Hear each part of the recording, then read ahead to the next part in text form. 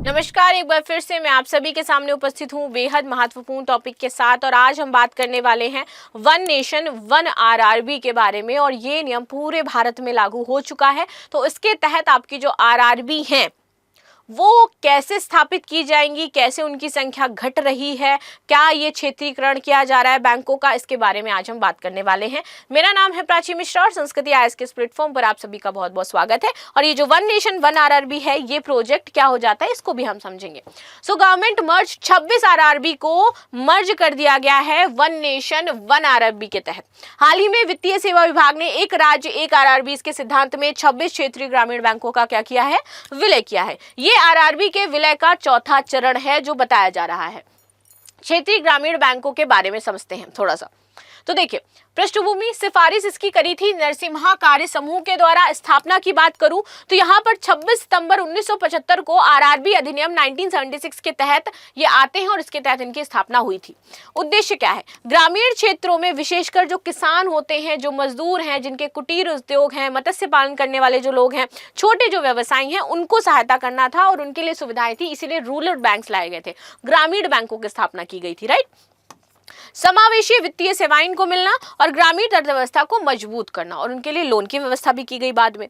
आगे आ जाते हैं, संरचना और स्वामित्व। प्रत्येक आरआरबी की साझेदारी में 3 प्रमुख पक्ष होते हैं। सबसे पहला केंद्र सरकार, 50% इसका योगदान होता है। प्रायोजक बैंक, स्पॉन्सर बैंक जो उसको स्पॉन्सर कर रही होती है, उसका 35% होता है। और राज्य सरकार वो 15% देती है। तो ऐसे करके आपकी जो रूरल बैंक्स हैं वो बनती हैं, जिसमें केंद्र सरकार का 50% हिस्सा, स्पॉन्सर बैंक का 35% हिस्सा और राज्य का 15% हिस्सा होता है। देन आपकी एक जो ग्रामीण बैंक है वो बनकर के तैयार होती है।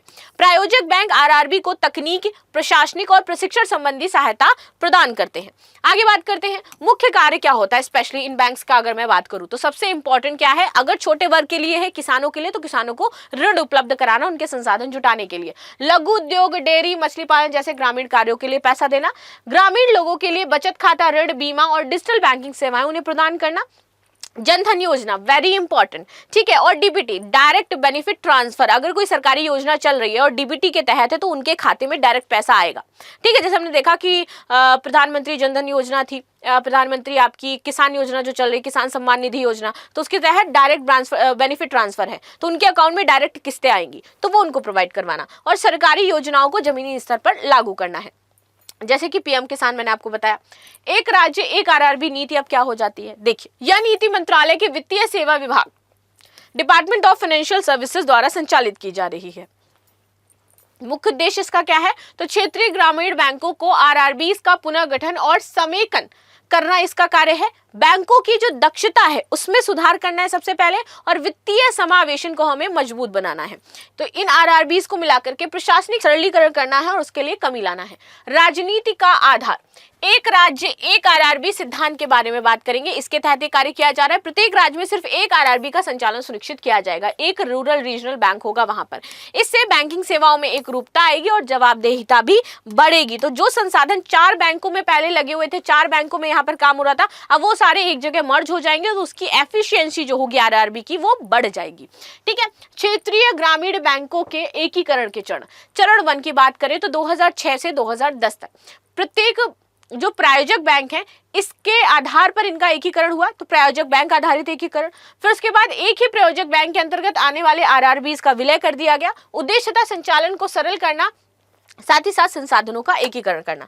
चरण 2 2013 से 15 में बात करते हैं, राज्य आधारित एकीकरण हुआ, 1 स्टेट 1 आरआरबी। प्रत्येक राज्य में केवल एक आरआरबी हो, यह सिद्धांत पर जोर दिया गया, और परिचालन लागत घटाना और प्रशासनिक कुशलता बढ़ाना ये इसका कार्य था। तो पहले क्या था, 1 स्टेट 1 आरआरबी, अब हम समझ रहे हैं 1 नेशन 1 आरआरबी। चरण 3 आया 2019 से 21 में, तकनीक और संरचनात्मक सुदृढ़ किया गया और सीबीएस कोर बैंकिंग सोल्यूशन अपनाया गया। एचआर सुधार, डिजिटल बैंकिंग और वित्तीय उत्पादों का यहाँ पर आधुनिकीकरण कर दिया गया, क्योंकि हम डिजिटलाइज हो रहे थे। डिजिटल इंडिया के बारे में हमने बात करी थी। चरण 4 आता है 2025, वित्तीय मजबूती और पूंजी निवेश को हमें यहाँ पर सुदृढ़ बनाना है। केंद्र सरकार, राज्य सरकार और प्रायोजक बैंक द्वारा पूंजी निवेश इसमें किया जाएगा और कमजोर जो आरआरबीज हैं उनको सशक्त किया जाएगा, इसलिए 1 नेशन 1 आरआरबी की बात कही गई। अब देखते हैं चरण 4 एकीकरण के बाद क्या होगा? तो वर्तमान में 26 राज्यों में 2 केंद्र शासित प्रदेशों में 43 आरआरबी काम कर रही हैं, रूरल रीजनल बैंक्स, ठीक है। लेकिन विलय के बाद अब क्या होगा? इन 26 राज्यों में 2 केंद्र शासित प्रदेशों में कुल आपकी अब 28 आरआरबी होंगी। पहले जो 43 हुआ करती थी, अब मात्र कितनी होंगी? 28 आरआरबी आपकी बचेंगी, ठीक है, जिनकी 700 जिलों में 22,000 से अधिक शाखाएं होंगी। इनके संचालन का जो मुख्य उद्देश्य है वो ये है कि ग्रामीण क्षेत्र है और इसका लगभग 92% शाखाएं ग्रामीण और अर्धशहरी क्षेत्रों में होंगी। आगे की चुनौतियां इसकी क्या हो सकती हैं? लाभों के बावजूद एकीकरण प्रक्रिया कुछ संक्रमणकालीन मुद्दे में हमें नजर आएगी। एकीकृत प्रणालियों में कर्मचारियों का पुनर्गठन और प्रशिक्षण किया जाएगा। बुनियादी ढांचे, स्थानीय बैंकिंग आवश्यकताओं को क्षेत्रीय असमानताएं देखने को मिल सकती हैं। ग्रामीण क्षेत्रों में ग्राहक जागरूकता और ऑन बोर्डिंग की आवश्यकता होगी। हालांकि सरकार क्षमता निर्माण और वित्तीय साक्षरता अभियानों से वृद्धि के माध्यम से इसका समाधान भी कर लेगी। लास्ट में आपके लिए क्वेश्चन है कि एक राज्य एक आरआरबी नीति के तहत हाल ही में कितने क्षेत्रीय ग्रामीण बैंकों का विलय अधिसूचित किया गया है? 12, 19, 26 या फिर 33? तो जल्दी से हमें कमेंट बॉक्स में आंसर भी दे दीजिएगा। बाकी आपकी क्या राय है इस मर्जअप को लेकर के वो भी बताइएगा। क्या इससे जो आरआरबीज हैं इनमें सुधार आएगा और ग्रामीण लोगों को इससे सहायता मिलेगी? आपका क्या तर्क है अवश्य बताएं। मिलते हैं नेक्स्ट क्लास में, तब तक के लिए धन्यवाद। लाइक शेयर सब्सक्राइब करना बिल्कुल भी ना भूलें and thank you so much.